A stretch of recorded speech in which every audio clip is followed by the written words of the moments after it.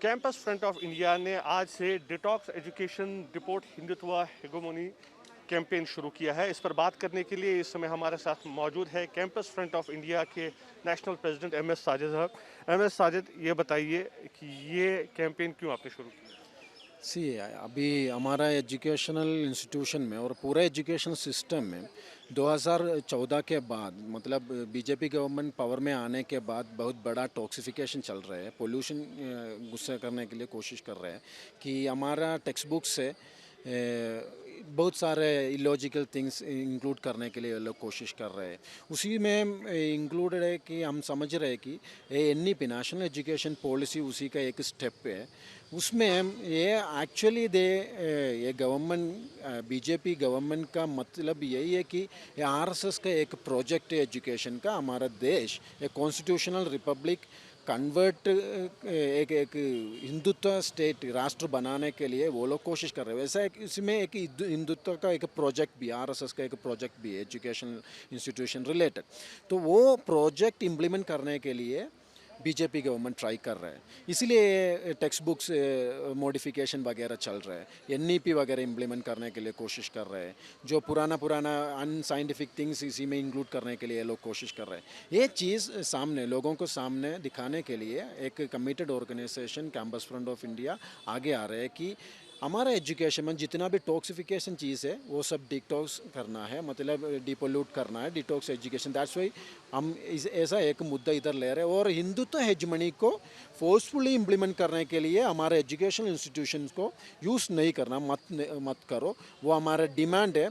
और साथ साथ ये हमारा ये पूरा सैफ्रनाइजेशन का मुद्दा लेके किसी भी चीज़ स्कूल टेक्स्ट बुक के निकालने के लिए और आरएसएस का फेवरेबल चीज़ टेक्स्ट बुक में इंक्लूड करने के लिए लोग कोशिश कर रहे हैं, वो लोगों को समझाना है। इसलिए हम ये कैंपेन शुरू किया। किस तरह से आप ये कैंपेन चलाएंगे, क्या क्या करेंगे? ये कैंपेन मतलब हमारा ऑर्गेनाइजेशन का कैपेबिलिटी देख के हम अक्सर चीज़ हम स्टूडेंट्स से कम्युनिकेट करना चाहते हैं।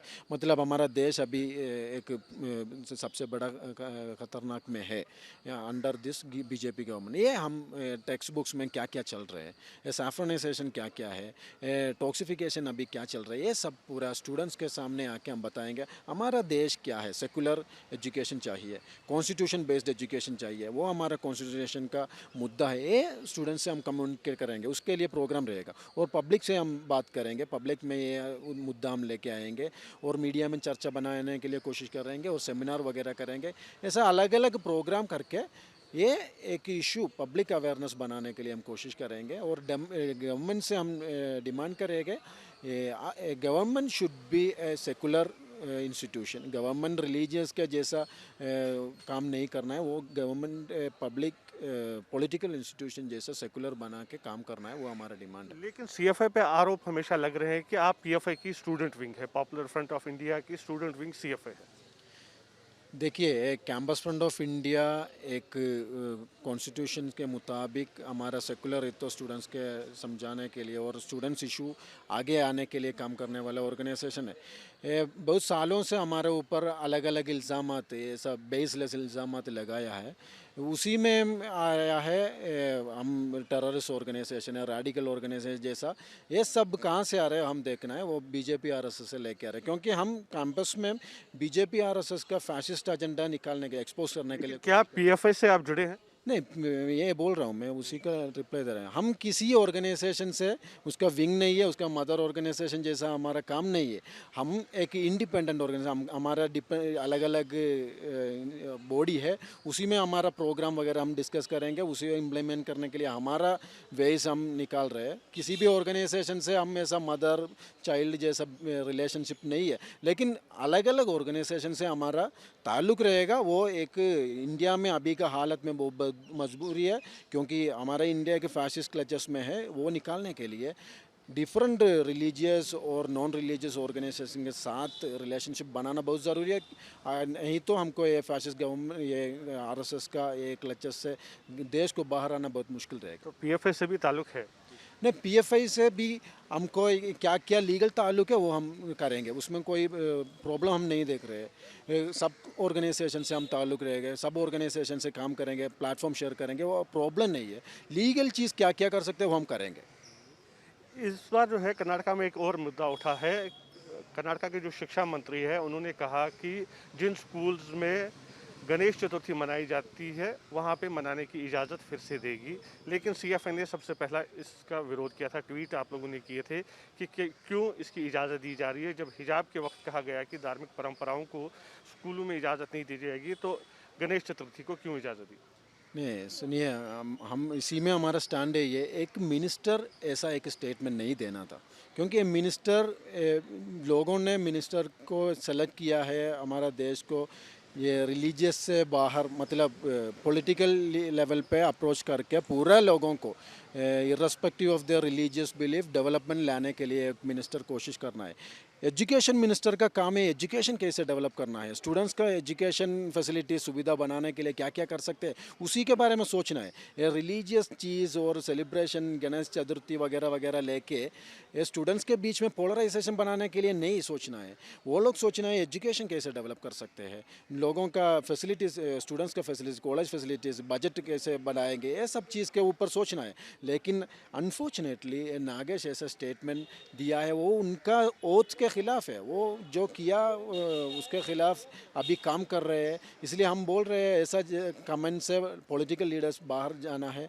हमारा मकसद यही है इंस्टीट्यूशन से बच्चा अच्छा एजुकेशन वगैरह लेके बाहर आना है, देश को हेल्प मिलने के लिए कोशिश करना है। तो क्या गणेश चतुर्थी मनानी चाहिए स्कूल्स में या नहीं? नहीं, गणेश चतुर्थी किसी को आदमी को मना सकते हैं, हम सब लोग हमारा जो सेलिब्रेशन वगैरह घर वालों के साथ मनाते हैं। किसी एजुकेशन में जाके, वो हॉलीडे में जाके, छुट्टी में जाके उधर मनाने के लिए लॉजिकल नहीं रहते। लेकिन मैं ये कह रहा हूँ, जो लोग मनाना चाहते हैं अपना घर में हर सेलिब्रेशन वैसे मनाते हैं, लेकिन अभी तक ऐसा डिमांड किसी रिलीजियस कम्युनिटी से नहीं आया है, लेकिन ये पॉलिटिकल लीडर से आया, क्योंकि उनको फ़ायदा चाहिए, फ़ायदा उठाना है इसी से। इसलिए वो ये ऐसा जो पॉलिटिकल स्टेटमेंट वो बना रहे, वो अच्छा नहीं है।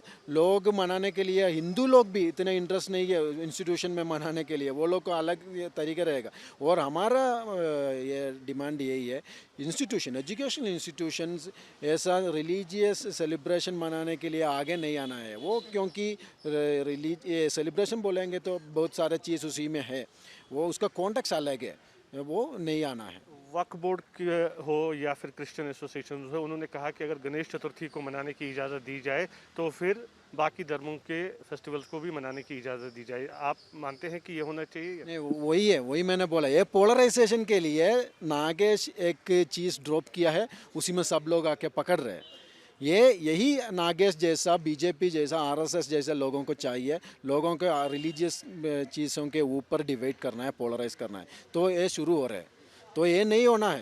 ये वक्फ बोर्ड का चेयरमैन या किसी आर्च बिशप वगैरह इसके पीछे नहीं जाना है। हमारा एजुकेशन, तालीम कैसे अच्छा बनाएंगे, इसी के बारे में सब लोग सोचना है। और हर लोगों को, कास्ट के बिना, रिलीजन्स के बिना, हर लोगों को इर्रेस्पेक्टिव ऑफ दिस बिलीफ, हर लोगों को अच्छा एजुकेशन मिलना है। लेकिन अभी ऐसा हालत नहीं है, एजुकेशन फैसिलिटी देखिए अब बहुत बुरा है हमारा कंट्री में, और हर लोगों को एजुकेशन में इंक्लूजन नहीं मिल रहा है। ये सब चीज़ों लेके आना है, लेकिन ये रिलीजियस चीज़ लेके आएंगे तो पोलराइजेशन बढ़ाएंगे, वो नहीं देना है। शुक्रिया news. Thank you, thank you. ये थे एम एस साजिद जो कह रहे थे कि शिक्षा मंत्री का बयान जो है वो राजनीतिक बयान है और सोसाइटी को पोलराइज करने के लिए उन्होंने ये बयान दिया है। वीडियो जर्नलिस्ट मोनीश के साथ यासर मुश्ताक, न्यूज़ नेशन, बेंगलुरु।